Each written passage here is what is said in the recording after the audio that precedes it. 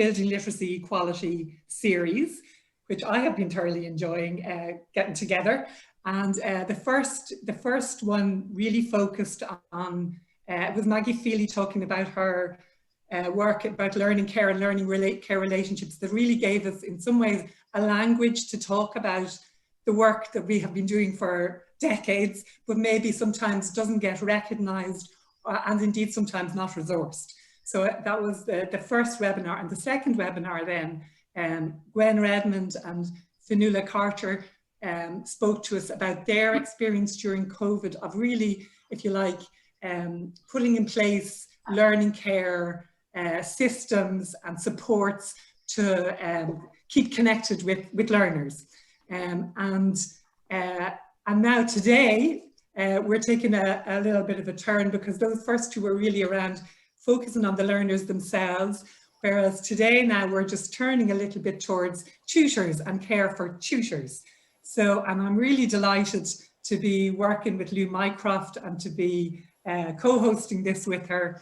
And Lou is, believe it or not, the founder of a co-founder of the Further Education, FE Joy, isn't it? FE Joy yeah. movement in England.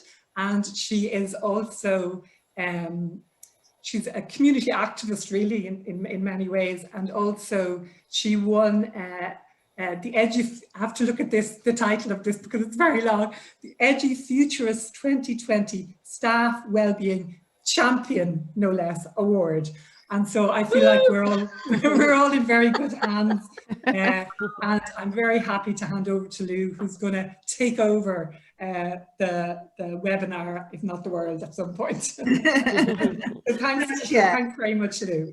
Oh, thank you so much, Anne. And you know, that Staff Wellbeing Award, I don't even have a job, a proper job. So that proper came out of the blue. And it was about the work of Joy FE. And that's what I'm going to tell you a little bit about today.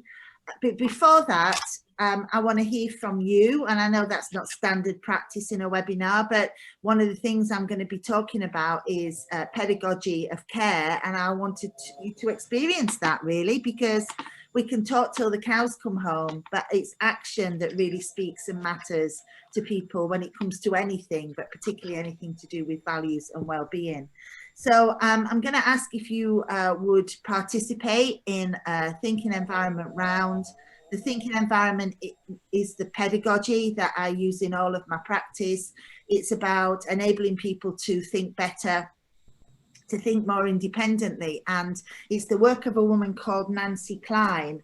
This is her latest book, The Promise That Changes Everything. I trained with her 25 years ago, and it's the only work I do now, because I genuinely have committed my life's work to enabling that independent thinking. And she talks in her book about making that decision, and the decision is that as a thinker, we actually care more about speaking our truth than we do about what people are going to make of us or think of us or judge us.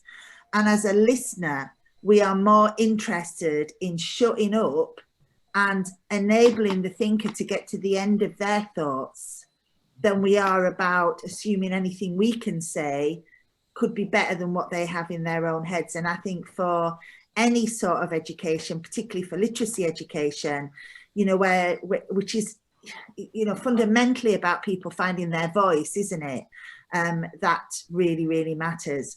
Nancy's promise is that we won't interrupt. And that feels a bit scary, but I'm going to ask if you would participate in an opening round. And I'm going to put the question, and the question is, how are you? And let's just go with that. Let's just go with how are you, which brings the human in the room. It's not a shallow question, you know, it's an investment in the hour that we've got to spend together today. So we'll take the order. I've popped an order in chat just as you've come into the room. I'm not telling anybody can start, but what I would say is that whoever decides to start, you can talk for as long as you want, but please be succinct. Otherwise, you know, Anne wants me to come here and say some stuff and she'll think I've wriggled out of my responsibilities if the whole hour is you saying stuff. So if you would just say, how are you? say it for as long as you want, and then pause, see if there's any more thoughts, and then say over to the next person in the list. So you literally only need to remember the next person in the list. And the rule is no interrupting. If anybody interrupts, I'll interrupt you. Just to stick to the rule, I would really love you to experience how it feels, not just not to be interrupted, but to know you are not going to be interrupted, because I think that's the loveliest and most well-being feeling. I wanted us to invest this time in feeling pedagogy of care is what we do. Well-being are the things we do every day. They're the small acts. They are the micro joys. We experience microaggressions, don't we, quite often at the hands of others, in organizations. The micro joys are the ways of countering that. And I'm hoping to be able to demonstrate to you today how it is possible to shift even the stubborn inequalities of life by those small acts of well-being. And Noelle, I couldn't have paid you for a better intro, really, because certainly in England, and I would imagine probably the same way you are, organizations have all of these big words, these big values in their mission statements, and do not enact them. And the acts of resistance and rebellion that we can take are in the everyday practices of how we are with other people, insisting on an opening round which is disciplined and boundaried in a thinking environment, so people are not allowed to interrupt one another. I have to say, God bless you, the succinctness comes with time. So you heard me ask the question, you heard the not interrupting bit, that's what matters. We can work on everybody being a bit more succinct. It does come with time. An opening round does not take 20 minutes all the time. Once you're tuned in, you see people coming into a virtual or a physical room, knowing it's a thinking environment and just going, oh, you know, I'm okay, I can be myself here. And I have loads of stuff that I can share with you afterwards about how to do that practice. People with power often don't like it because it equalizes the voice. But in holding the rules of a thinking environment, the value of equality is. So I'm going to share a few slides with you now, and I'm going to try and make it be maybe sort of certainly no longer than 15 minutes, so we can come back and do some work with you as well. So you just press the button, and this, I think, when it goes on the website, this is the bit where we'll sort of edit the recording down to. So I wanted to go to it for a Christmas theme, really, and I'm going to start off by telling you the story of Joy FE. So I do work as a freelancer, worked in a college for 20 years. I'm a community activist. Community is my thing, really. Collectivism is my thing. And at the start of the lockdown in England, which was also my birthday, so that wasn't fair, a friend rang me up and said, people's heads are going to be down, let's do something. And that's when Joy FE was born. No money changes hands in Joy FE. We are a collective of people who've gathered around an idea. And the idea is you can be critical about, you know, the workplace and about the world without being cynical. And that by hanging on to and amplifying those joys, we can actually build a resistance to the way in which the world is structured. Everything written into the practice of organizations is about inequality, and we counter that and turn it round by, you know, just these small acts. And we come from the background, my sort of joy background is joy is a practice of ethics, and coming from the background that it's relational. So in every interaction with other people, are we using I when really we could use we? Is there a smile on the face? Is there a looking for that sort of positive affirmation? That means so much more to well-being than the basket of fruit in the office on a Friday or the compulsory yoga on a Tuesday night. You know, organisations in education in England spend a fortune on these well-being packages that just feel like another burden, because what they're actually saying to the individual is, if you don't join in, you're not taking responsibility for your well-being. Meanwhile, we're cutting your hours and, you know, we're taking your staff room away and all the other microaggressions that organisations do. I'm just going to move all your lovely faces out of the way so I can move on to my next slide. So well-being is a collective practice. Capitalism ensures that we are thinking about ourselves as individuals all the time, whether we're consuming or shopping or being or trying to be individuals or being individuals with the same handbag as everybody else. Well-being has become part of that commodified process. So the gym package and, you know, the sports bra or whatever it is, a thing we do on our own, but actually it's collective. If we bring a well-being culture, then everybody benefits, even if they're not investing in their own well-being. And we know that the opposite of alienation is connection. We also know that the opposite of addiction is connection.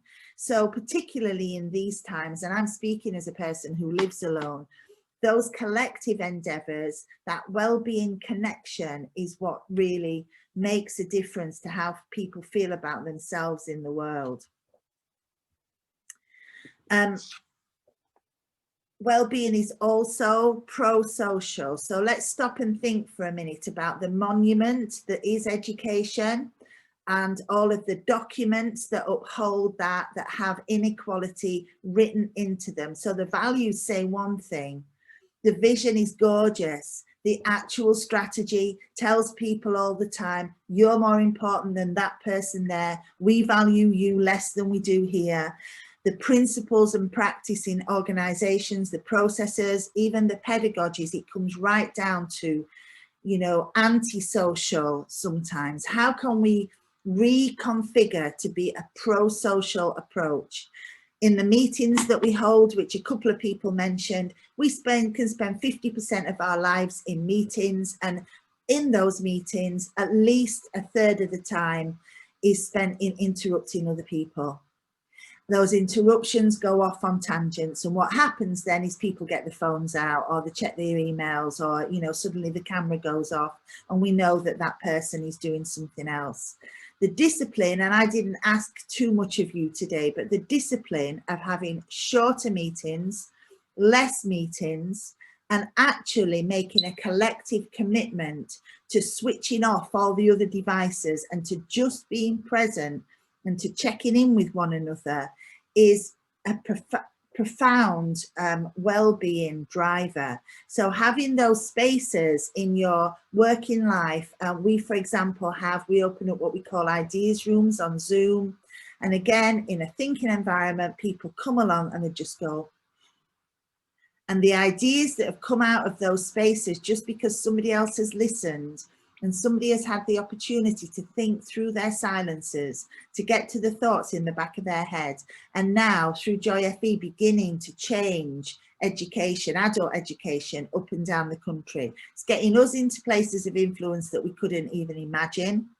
And it's even being ratified by our Ofsted, which is the inspection body. They are going into organisations which have been redesigned with values in mind, pro-social values, and they are affirming and ratifying. We don't do it for them, and I would get rid of them in a heartbeat, but it helps to be able to then convince other organisations to redesign along pro-social lines, which is nothing cleverer than shutting up and listening, putting an order in the chat so that people feel easeful and safe and they know when it's coming up to their turn.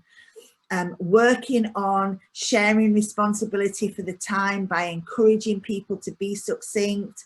Little tips like just pausing before you speak so that you're not taking a long run up to answering the question. Phrasing positive questions as an opening round, getting rid of the power plays, which is the sort of any other business of a meeting, gathering people around an affirmative question. What was the last joyful encounter you had with another human being? Might be a more affirmative question than asking a group of unhappy people, how are you, for example? But in their response, they will really tell you how they are. Pedagogies of care and belonging. Once you start thinking and questioning everything, is my pedagogy a pedagogy of care and belonging? Am I using people's names? Am I allowing people to escape using each other's names? So often I hear teachers saying, oh, I'm no good at names. And I'm like, well, you're a teacher. Get good at it. Get a strategy, write it down, and then students will say, oh well, you know, that woman over there, and then you repeat their name. It sounds, I don't know, you know, sometimes I think people must just think I'm ridiculous. I've tried the big stuff, I've tried the marching, I've tried the trying to get involved in politics. That didn't last very long, wasn't obedient enough. I've tried like policy work. Nothing is as effective as those small acts of joy, care and belonging that we do every day in our lives, and particularly with the people that we work with. When someone feels they belong, we start to work on their alienation. We start to work on that sense of, you know, inequality that people carry around with them because of how the world makes us feel. I mentioned the Nancy Klein book at the start, and I just want to reiterate the promise there. The promise that we make in prosocial pedagogies is you will not be interrupted. And that's terrifying. I mean, I am a community worker at heart, and I absolutely know how it is for the scout hut man to be ranting on for 20 minutes in the meeting just because you've given him the platform to do it. But probably nobody's listened to him for 20 years. Sometimes we need to get through that pain barrier of people dominating the space. It works though, it works over time, and it makes just the most profound difference. Education should always be, I think, about building community, which is exactly the same thing as building trust. So whether this is in the organisation or whether it is in the classroom, beginning with transformation, by which I mean beginning with doing things different, even the checkout round within the rules, is what gets people unifying around a change. Too long in adult education, certainly in England, we have all sorts of prizes and, you know, shows and Adult Learner of the Year here and organisational star there. And what it's still doing is it's still inequality, isn't it? And in England, all too often, what it says is, this is the person with the most desperate, tragic life story. And we're wheeling them out to show how education has transformed them, and we're not giving them any credit for transforming themselves. Our approach starts with transformation. It says, what are you going to do differently? How are you going to enact those micro joys, that practice of joy? How are you going to actually listen to people to counter their inequality and alienation? What are you going to do, not just what you say? And that seems to be the thing which is finally making the change. So those micro joys, those world-changing micro joys, they are a big thing. They are the practice of ethics. And I'm going to close this by just a reminder of the potential outcome of changing those small actions every single day and working with others to do that too. It's not the ethics of it's not the values on the mission statement. It's an internal ethics. It's not a code of conduct. It's not a religious framework. You might abide by all of those things, but it's about looking into you. What are your values? I looked into myself and I had a value around joy. How do I enact micro joys? Let's go back to the top again.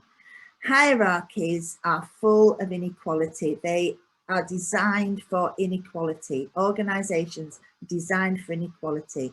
And those hierarchies that exist in organizations incline people to behave in a certain way. I'm not arguing for any sort of flat, you know, structure. I know that as teachers, we have powers that students don't have, but we're not an emergency response, and we can flatten things out a little bit by looking at all of the documents that uphold that monument of education. Why do we call this job title this? Why do we structure the academic year that? Why does it start at this time and not that time? How can we reinscribe the values of joy and equality into the decisions we make every day? If we try and start at the top, and Anne tells me that you've got a Minister of Education who's taking a real interest in adult education, which is just fabulous. That pincer movement is really powerful, but we often don't have the clout to make that happen. But what we do have the clout to change is the way we are in our team meetings, the way we are in our classrooms, and that we are finding with Joy FE really, really ripples out. So what I want to leave you with is if you can just change one meeting, one classroom session, one interaction with other human beings into a more connected space using thinking environment or other prosocial processes, you are making a genuine contribution to society being more equal. I absolutely powerfully, fundamentally believe that. And I used to have like one other person believing in me and not thinking I was completely bonkers. And now I have like thousands, and it is growing and it is working. So I am going to stop there. I'm going to come back into the space with you, do a quick time check. And what I'm going to ask you to do is I'm going to get you into breakout rooms here on Zoom.